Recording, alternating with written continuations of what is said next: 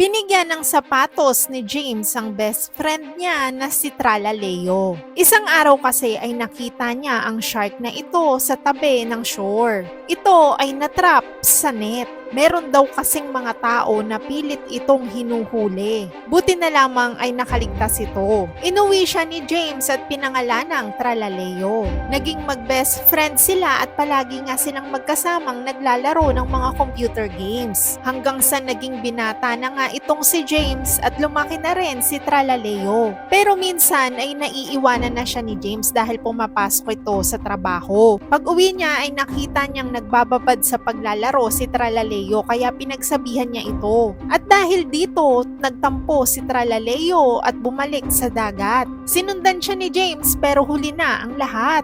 Habang lumalangoy si Tralaleo ay bigla na lamang may naghagis ng net at nahuli siya. Samantalang si James naman ay malungkot na kumakain mag-isa. Nung may tinikman siyang pagkain ay niluwa niya ito dahil ito ay sapatos ni Tralaleo. Nahuli pala ito at niluto sa isang restaurant.